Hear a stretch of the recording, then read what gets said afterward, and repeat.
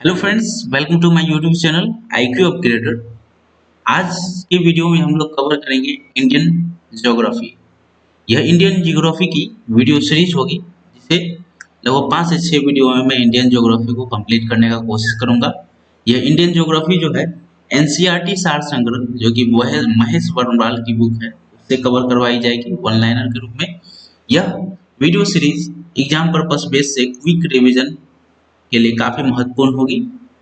इस वीडियो को मैं सबसे पहले इंडियन ज्योग्राफी के इंट्रोडक्शन से स्टार्ट करूंगा और इससे जितने भी सवाल बन सकते हैं एग्जाम में आपको उसे एक शॉर्ट वीडियो के रूप में कंप्लीट करने का कोशिश करूंगा। तो चलिए आज का यह वीडियो हम लोग शुरू करते हैं। सबसे पहला सवाल जो है, भारत किस गोलार्ध में स्थित है? तो भारत की अवस्थिति आप लोग जानते होंगे 8.4 डिग्री उत्तरी अक्षांशीय से 37.6 डिग्री उत्तरी अक्षांश की ओर है। दक्षिण से लेकर उत्तर की ओर इसकी अक्षांशीय विस्तार है। वहीं पूर्व से पश्चिम की ओर 68.7 डिग्री, पश्चिम से लेके 97.25 डिग्री पूर्व विस्तार है। यह देशांतरीय विस्तार है। तो इसके बारे में आप लोग यहाँ से देख रहे होंगे, जो 0 डिग्री से यह ऊपर है, तो इसीलिए यह उत्तरी गोलार्ध में स्थित है। और ये जो है 0 डिग्री मध्याह्न रेखा जो है, उससे इंडिया का मानक समय रेखा जो है 82.5 डिग्री है। इससे इन दोनों को अपने ध्यान में रख के यह अनुमान लगा के आप बता सकते हैं जो भारत जो है उत्तरी पूर्वी गोलार्ध में स्थित है। यहाँ पे हम लोग इंडियन मैप के थ्रू कुछ इंपॉर्टेंट जानकारी को मैं इस मैप के द्वारा बताऊंगा। यह मैप जो है एक सामान्य परिचय के रूप में आप लोग के बीच प्रस्तुत किया गया है, जिसे आप लोग समझने की कोशिश करेंगे। यहाँ पे इसकी विस्तार की बात करेंगे तो 8.4 डिग्री दक्षिणतम बिंदु जो है 8.4 डिग्री कन्याकुमारी के पास स्थित है। यह मुख्य भूमि क्षेत्र की बात की जा रही है। वहीं अगर आपसे दक्षिणतम बिंदु की बात की जाएगी तो वो इंदिरा कोल होगा, जो ग्रेट निकोबार में स्थित है। और यह दक्षिणतम बिंदु की स्थिति की बात करेंगे तो यह 6.4 डिग्री के अक्षांशीय विस्तार के आसपास है। वहीं उत्तरी बिंदु की बात करेंगे, उत्तरतम बिंदु, तो यह 37.6 डिग्री है, जिसे इंदिरा कोल के नाम से जाना जाता है। यह उत्तरतम बिंदु है जो लद्दाख के क्षेत्र में स्थित है। वहीं पूर्व और पश्चिम की विस्तार की बात करेंगे तो यह पश्चिम में जो है 68.7, ये वैल्यू को आप लोग देशांतरीय विस्तार की वैल्यू को जरूर याद रखें, क्योंकि इनसे क्वेश्चन एग्जाम में बनते हैं।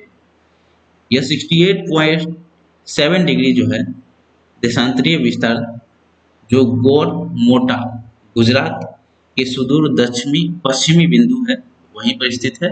और इसकी पूर्वी बिंदु की बात करेंगे तो 97.25 डिग्री देशांतरीय विस्तार, जो कि किबुथु अरुणाचल प्रदेश में स्थित है। इसे पूर्वोत्तम बिंदु के रूप में जाना जाता है। ये इसकी दक्षिणतम और चारों ओर की चौहद्दी के रूप में थी। अब इससे कुछ रिलेटेड जो है इंडियन मैप में जो इसके पड़ोसी राज्य जो हैं, सॉरी माफ कीजिएगा, पड़ोसी देश जो हैं और किस देश के साथ उनकी सीमा लगती है, उसे मैं यहाँ पे कवर करूंगा। तो यहाँ पे आप लोग देख रहे होंगे, ये लद्दाख वाले क्षेत्र के आसपास जो है ये अफगानिस्तान है, जो लद्दाख से टच करती है। और अफगानिस्तान के जो है भारत के साथ जो सीमा बनती है 106 किलोमीटर की बनती है। वहीं इस तरफ हम लोग देखेंगे तो जस्ट अफगानिस्तान के नीचे आप लोग देख रहे होंगे, ये पाकिस्तान वाला रीजन है। जो पाकिस्तान की भारत की सीमा की बात की जाएगी तो 3323 किलोमीटर की सीमा जो है पाकिस्तान की भारत के साथ लगती है। इस तरफ की ओर बात करते हैं तो चीन को आप लोग देख रहे हैं, ये वाला एरिया जो है, ये वाला एरिया पूरा चीन से कवर, चीन के साथ मिला हुआ है भारत का। तो भारत की चीन के साथ सीमा रेखा की बात करेंगे तो 3488 किलोमीटर की सीमा चीन के साथ लगती है। वहीं भारत भूटान की 699 किलोमीटर की सीमा स्पर्श करती है। और नेपाल, इस वाले रीजन में जो है, नेपाल वाले रीजन में, यह भारत नेपाल में 1751 किलोमीटर की सीमा साझा करती है। और नीचे की ओर यहाँ बढ़ते हुए आप लोग देख रहे होंगे, जो म्यांमार जो है 1643 किलोमीटर की सीमा भारत और म्यांमार के बीच में विस्तारित है। वहीं पश्चिम बंगाल और ये वाले रीजन जो है पश्चिम बंगाल, त्रिपुरा और इस वाले रीजन में बंगाल अवस्थित है। और बंगाल की सीमा जो है भारत की सीमा के साथ सबसे अधिक 4096 किलोमीटर की सीमा भारत और बंगाल की एक दूसरे के साथ लगती है। चलिए आगे हम लोग देखते हैं, नीचे की ओर जाएंगे तो नीचे की ओर आप लोग देखेंगे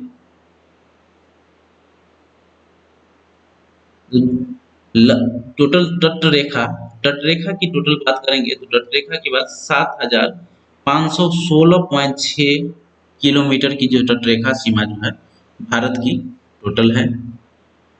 वहीं इस ओर आप लोग देख रहे होंगे ये अंडमान और निकोबार द्वीप समूह क्षेत्र है, यहीं पे स्थित है। ग्रेट निकोबार के पास जो है दक्षिणतम भारत का दक्षिणतम बिंदु इंदिरा पॉइंट स्थित है। ये मुख्य भूभाग की जब बात करेंगे तो मुख्य भूभाग की जब बात होगी तो कन्याकुमारी ये दक्षिणतम बिंदु होगी, जो कि केप केमोरिन स्थान पे अवस्थित है। अब यहाँ पे एक और चीज इंपॉर्टेंट आप लोगों को मैं बता देना चाहूंगा, जो भारत का जो है उत्तर से दक्षिण की ओर विस्तार की बात करेंगे तो उत्तर से दक्षिण की ओर विस्तार जो है 3214 किलोमीटर की है। वहीं पूर्व से पश्चिम की ओर विस्तार 2933 किलोमीटर की बनाती है। अब हम लोग देखेंगे इधर भारत जो है कर्क रेखा कर्क रेखा tropic of the cancer Bharat के कितने राज्यों से होकर गुजरती है। आप लोग जानते हैं जो भारत का जो है अक्षांशीय विस्तार 8.4 डिग्री से 37.6 डिग्री तक है, और इसी के बीच में जो है कर्क रेखा पड़ता है, जिसका मान जो है विषुवत रेखा से ऊपर 23.5 डिग्री वाले क्षेत्र को माना जाता है। वहीं विषुवत रेखा से नीचे की बात जब करेंगे दक्षिणी गोलार्ध में तो 23.5 डिग्री दक्षिणी गोलार्ध वाले हिस्से को मकर रेखा के रूप में जाना जाता है। तो कर्क रेखा से होकर गुजरने वाले भारत के राज्य की बात करेंगे तो सबसे पहला गुजरात, मैं पश्चिम से पूर्व की ओर एक क्रमिक रूप से आपको बता रहा हूँ। इसके बाद राजस्थान, राजस्थान के बाद मध्य प्रदेश, इसके बाद छत्तीसगढ़, इसके बाद झारखंड आता है, और इसके बाद पश्चिम बंगाल, त्रिपुरा और मिजोरम। ये 8 राज्य जो हैं जो कि भारत के कर्क रेखा से होकर गुजरती हैं। आप लोग इसे जरूर याद रखें, क्योंकि एग्जाम में न जाने कितनी बार यह क्वेश्चन पूछ लिया गया है तो भारत के कितने राज्य की सीमा जो है कर्क रेखा से होते हुए गुजरती है। तो 8 राज्य टोटल हैं, और 8 राज्यों के नाम आप लोग एक बार जरूर याद रखें। भारत को लगभग 2 बराबर भागों में कौन सा अक्षांशीय विभाजित करता है, तो मैंने आपको अभी तुरंत बताया है 23.5 डिग्री उत्तरी अक्षांशीय, जिसे हम कर्क रेखा के रूप में जानते हैं, वही जो है भारत को लगभग 2 बराबर भागों में बांटती है। चलिए आगे हम लोग देखते हैं, भारत का पश्चिमतम बिंदु गोरमोता जो है गुजरात एवं पूर्वी बिंदु किबूथी अरुणाचल प्रदेश के मध्य सूर्योदय और सूर्यास्त में लगभग कितने घंटे का अंतर पड़ता है? लगभग 2 घंटे का अंतर बनता है। पूर्वी और पश्चिमी बिंदु के बीच में अंतराल की बात करेंगे तो लगभग 2 घंटे का अंतराल होता है। वहीं भारत की मानक समय रेखा इंडियन स्टैंडर्ड टाइम 82.5 डिग्री देशांतरीय विस्तार को जो है इंडियन स्टैंडर्ड टाइम माना है, जो कि इलाहाबाद के निकट मिर्जापुर में अवस्थित है। भारत का मानक समय IST इंडियन स्टैंडर्ड टाइम एवं ग्रीनविच समय के मध्य कितने घंटों का अंतर होता है? तो ये 5.5 घंटे का अंतर होता है। 5.5 घंटे का टोटल अंतर पाया जाता है, जो कि GMT टाइम आप लोग जानते हैं 0 डिग्री देशांतर को माना गया है, जो कि लंदन के ग्रीनविच के आसपास वाले क्षेत्र में अवस्थित है। यहाँ पे आप लोग एक पॉइंट देख रहे होंगे, भारत क्षेत्रफल की दृष्टि से विश्व में कौन सा स्थान रखता है। तो क्षेत्रफल की दृष्टि से बात करेंगे तो भारत जो है 7वां स्थान रखता है। वहीं जनसंख्या की दृष्टि से बात करेंगे तो भारत जो है तीसरे नंबर पे, सॉरी माफ कीजिएगा, दूसरे नंबर की जो है पॉपुलेशन के क्षेत्र में, जिसमें प्रथम स्थान जो चीन का है और इसके बाद इंडिया का आता है। चलिए अब अन्य बिंदु को हम लोग देखेंगे। यहाँ पे हम लोग देखेंगे सबसे पहले भारत का भूभाग का विस्तार पूर्व से पश्चिम की ओर 2933 किलोमीटर की है। वहीं दक्षिण से उत्तर की ओर यह विस्तार 3214 किलोमीटर की होती है। भारत का क्षेत्रफल विश्व में कुल क्षेत्रफल का 2.4% है। वहीं आपसे जनसंख्या का प्रतिशत अगर पूछ लिया जाए वर्ल्ड में तो 17.5% है 2011 की जनसंख्या जनगणना के अनुसार। इसके बाद हम लोग देखते हैं भारत का अक्षांशीय विस्तार क्या है 8.4 डिग्री उत्तरी अक्षांशीय से 37.6 डिग्री उत्तरी अक्षांशीय के मध्य। यह भूभाग क्षेत्र की बात की गई है। यहीं पे अगर दक्षिणतम बिंदु की जब बात की जाएगी तो 6.4 डिग्री उत्तरी अक्षांश से 37.6 डिग्री उत्तरी अक्षांश के मध्य है।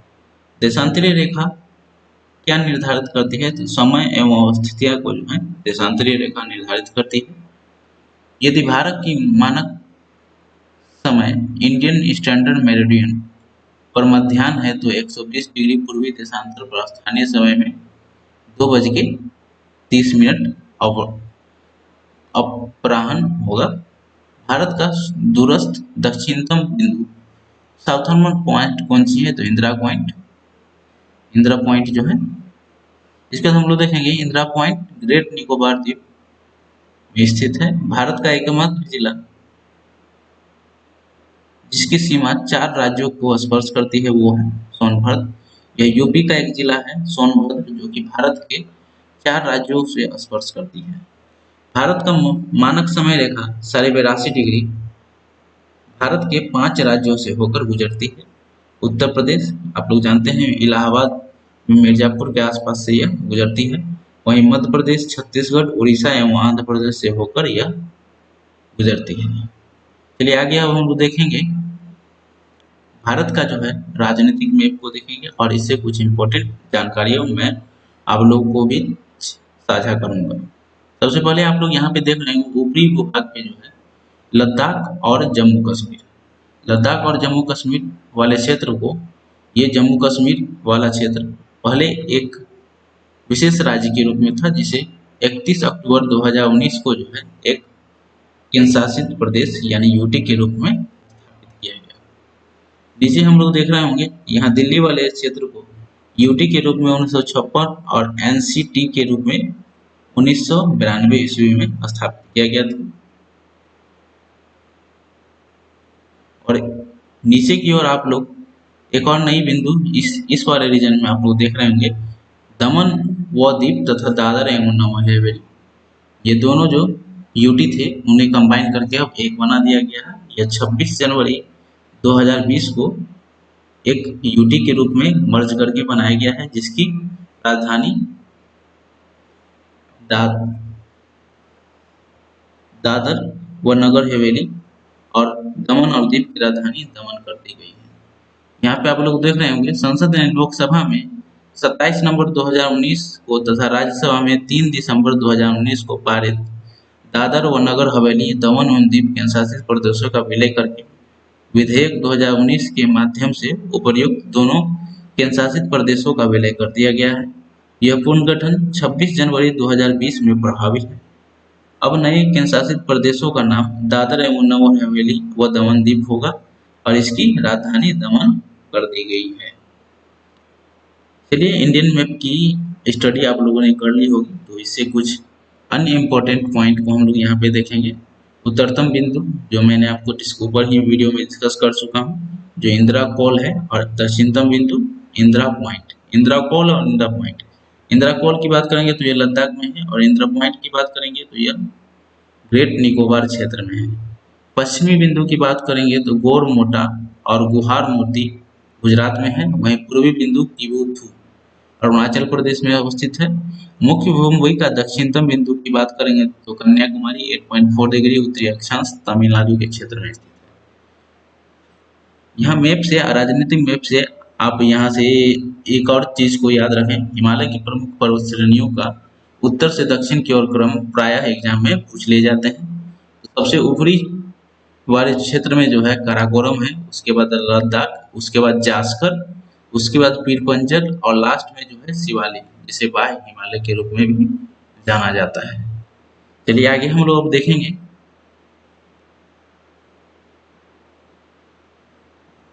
भारत का मानक समय रेखा एवं कर्क रेखा एक दूसरे को छत्तीसगढ़ वाले क्षेत्र में काटती है। इस पॉइंट को आप लोग जरूर याद रखें। इंडियन स्टैंडर्ड टाइम एंड कर्क रेखा एक दूसरे को छत्तीसगढ़ के आसपास में काटती है। भारत की मुख्य भूमि की तटीय लंबाई कितनी है? तो मुख्य भूमि की जब तटीय लंबाई की बात की जाएगी तो 6100 किलोमीटर है। म्यांमार की सर्वाधिक सीमा किस भारतीय राज्य से स्पर्श करती है? तो म्यांमार की सबसे ज्यादा स्पर्श करती है अरुणाचल प्रदेश के साथ। जनसंख्या की दृष्टि से भारत का विश्व में कौन सा स्थान है? तो जनसंख्या की दृष्टि से दूसरा है और क्षेत्रफल की दृष्टि से सातवां। असम की सीमा कुल कितने राज्यों एवं केंद्रशासित प्रदेशों के साथ स्पर्श करती है? तो टोटल 7। रॉस द्वीप, नील द्वीप, हेवलॉक द्वीप का परिवर्तित नाम क्या कर दिया गया है? तो रॉस द्वीप का नाम नेताजी सुभाष चंद्र बोस कर दिया गया है। नील द्वीप का शहीद द्वीप एवं हेवलॉक द्वीप का नाम स्वराज द्वीप के रूप में परिवर्तित कर दिया गया है। इस जल संधि द्वारा श्रीलंका का पृथक्करण भारत से होता है। तो पाक जल डमरू, आप लोग याद इसमें कंफ्यूज ना हो, ये पाक जल डमरू इंडिया और श्रीलंका के बीच रास्ता की काम करती है, न कि पाकिस्तान के बीच, इसलिए इसे आप लोग जरूर याद रखें। भारत का कौन सा राज्य चीन और बांग्लादेश की सीमा से घिरा हुआ है? चीन और बांग्लादेश की सीमा से बात की जाएगी तो त्रिपुरा घिरा हुआ है। लेकिन आपसे अगर ये पूछ लिया जाए तो बांग्लादेश की सीमा, बांग्लादेश के साथ भारत के किस राज्य की सीमा सबसे अधिक जुड़ी हुई है? तो वो पश्चिम बंगाल की होगी।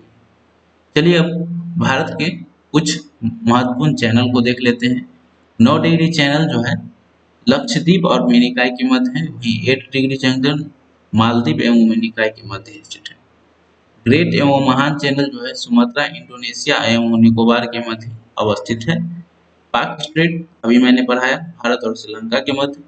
माहिम क्रीक एक पतली सी निवेशिका मुंबई में अवस्थित है। कच्छ की खाड़ी पश्चिमी गुजरात, खंबात की खाड़ी पूर्वी गुजरात, नर्मदा ताप्ती का मुहाना। लक्षद्वीप सागर की बात करेंगे तो लक्षद्वीप और मालदीव मालाबार तट के मध्य अवस्थित है। और मन्नार की खाड़ी वाले क्षेत्र को आप लोग देख रहे होंगे, दक्षिणी पश्चिमी तमिलनाडु एवं श्रीलंका के मध्य, यहीं पे पाक जल डमरू अवस्थित है। कोको स्ट्रेट की बात करेंगे तो ये कोको द्वीप जो है म्यांमार एवं उत्तरी अंडमान के मध्य अवस्थित है। डंकन पास दक्षिणी अंडमान और लघु अंडमान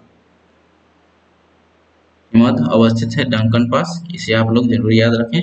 10 डिग्री चैनल की बात करेंगे तो अंडमान और निकोबार वो एक दूसरे से अलग जो करती है वो चैनल कौन सी है? तो 10 डिग्री चैनल है। ये सभी चैनल जो है इसे एग्जाम पर्पज से काफी इंपॉर्टेंट होती है और हर एग्जाम में कोई ना कोई सवाल एक जरूर इससे रिलेटेड पूछ लिया जाता है, तो इसे आप लोग अच्छी तरह से याद रखें। आगे हम लोग देखेंगे भारत के विभिन्न देशों के साथ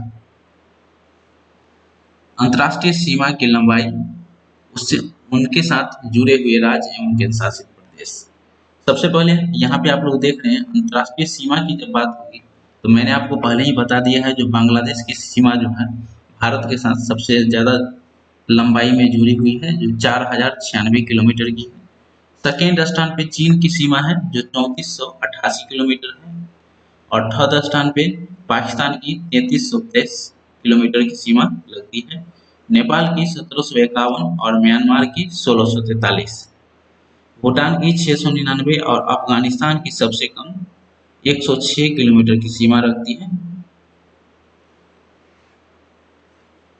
बांग्लादेश और भारत के बीच में सीमा को रेड क्लिफ के लाइन के रूप में जाना जाता है, जो कि जब बांग्लादेश का पृथक्करण हो गया तो उसके बाद यह रेड क्लिफ सीमा रेखा जो है भारत और पाकिस्तान के मध्य वाले सीमा रेखा के रूप में जाने लगा। वहीं चीन के बीच जो है सीमा रेखा मैकमोहन रेखा है। यहाँ बांग्लादेश की सीमा रेखा के बारे में बात करेंगे तो भारत के 5 राज्य पश्चिम बंगाल, मेघालय, मिजोरम, त्रिपुरा और असम वाले क्षेत्र बांग्लादेश के साथ जुड़े हुए हैं। वहीं चीन की बात करेंगे तो मैकमोहन लाइन के रूप में पृथक्करण किया गया है और चीन जो है लद्दाख, हिमाचल प्रदेश, उत्तराखंड, सिक्किम और अरुणाचल प्रदेश के साथ अपनी सीमा साझा करती है। पाकिस्तान गुजरात, राजस्थान, पंजाब, जम्मू कश्मीर और लद्दाख के साथ की सीमा, अंतर्राष्ट्रीय सीमा जुड़ी हुई है। नेपाल की 5 राज्य उत्तर प्रदेश, बिहार, पश्चिम बंगाल, सिक्किम और उत्तराखंड के साथ, और म्यांमार की सीमा जो है अरुणाचल प्रदेश, नागालैंड, मिजोरम और मणिपुर के साथ। यहाँ पे आप लोग देख रहे होंगे बांग्लादेश, चीन, पाकिस्तान, नेपाल, बांग्लादेश, चीन, पाकिस्तान, नेपाल, इन चारों का सीमा जो है भारत के 5-5 राज्यों के साथ लगी हुई है। वहीं म्यांमार और भूटान की जब बात करेंगे तो ये दोनों की सीमा जो है 4 राज्यों के साथ लगी हुई है, जिसमें अरुणाचल प्रदेश, नागालैंड, मिजोरम एवं मणिपुर है। और भूटान की सीमा जो है पश्चिम बंगाल, सिक्किम, अरुणाचल प्रदेश और असम के साथ लगती है। अफगानिस्तान की सीमा की बात करेंगे तो ये सबसे छोटी सीमा बनाती है भारत के साथ, जो कि 106 किलोमीटर की है। भारत और अफगानिस्तान के बीच इस रेखा को डुरांड रेखा के नाम रूप से भी जाना जाता है, जो कि भारत में लद्दाख के क्षेत्र से लगती है। अब यहाँ पे कुछ इम्पोर्टेंट जानकारी हम लोग देखेंगे। मैकमोहन रेखा और रेड क्लिफ रेखा के बारे में कुछ इम्पोर्टेंट तथ्यों को जानेंगे। अंग्रेजों के शासन के दौरान भारत व चीन के मध्य उत्तरी पूर्व में यह सीमा रेखा 27 अप्रैल 1914 को निर्धारित की गई थी, जिसे मैकमोहन रेखा कहा गया। इसका नामकरण सर हेनरी मैकमोहन के नाम पर किया गया था। वर्ष 1914 में हुए शिमला समझौते में इसे दोनों देशों की सीमा रेखा के रूप में स्वीकार किया गया था। वहीं रेड क्लिफ रेखा की बात करेंगे तो विभाजन के पश्चात 17 अगस्त 1947 को भारत व पाकिस्तान के मध्य निर्धारित की गई यह सीमा रेखा रेड क्लिफ के रूप में जानी जाती है। यह रेखा का निर्धारण बॉर्डर कमीशन द्वारा किया गया था। इस कमीशन के अध्यक्ष सर सिरिल रेडक्लिफ थे। इन्हीं के नाम पर इस सीमा का नाम रेड क्लिफ रेखा रखा गया था। कराकोरम सेरिम को उच्च एशिया की रीढ़, backbone of the high Asia के रूप में भी जाना जाता है। इस पॉइंट को जरूर याद रखें। Backbone of the high Asia के रूप में किसे जाना जाता है तो कराकोरम सेरिनी को। चलिए अब कुछ अन्य इम्पोर्टेंट तथ्यों को जान लेंगे, जिसे वन लाइनर के रूप में हम लोग एक बार देख लेंगे। भारत के बारे में अन्य नाम से क्या जाना जाता है तो भारत को जो है आर्यावर्त, जम्बू द्वीप, भारतवर्ष, हिंदुस्तान और इंडिया के रूप में जाना जाता है। राजधानी नई दिल्ली आप लोग जानते हैं। भौगोलिक स्थिति मैंने पहले ही बता दिया, उत्तरी गोलार्ध में अवस्थित है। अक्षांशीय विस्तार 8.4 डिग्री उत्तरी अक्षांश से 37.6 डिग्री उत्तरी अक्षांश तक है। देशांतरीय विस्तार की बात करेंगे तो 68.7 डिग्री पूर्वी देशांतर से 97.25 पूर्वी देशांतर तक। इसके आकार की बात करेंगे चतुष्कोणीय रूप में भारत का आकार है। मानक समय रेखा के बारे में मैंने आप लोग को पहले ही बता दिया।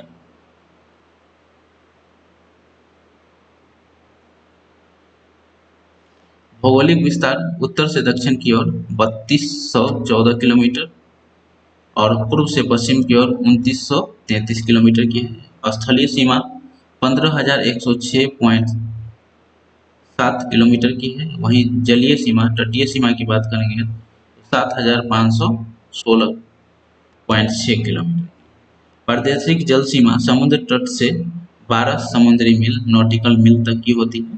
संलग्न सीमा जो है 24 नॉटिकल मील तक तथा अन्य आर्थिक क्षेत्र 200 नॉटिकल मील तक की होती है। इसे समुद्री मील के नाम से जानते हैं। जलवायु भारत की लगभग मानसूनी जलवायु होती है। क्षेत्रफल की बात करेंगे तो 32,87,263 वर्ग किलोमीटर की भारत की क्षेत्रफल है।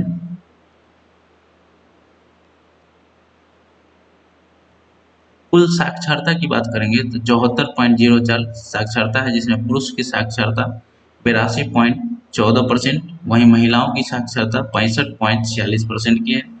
अनुसूचित जाति जनसंख्या 20,13,78,086, जो कि कुल जनसंख्या का 16.6% है।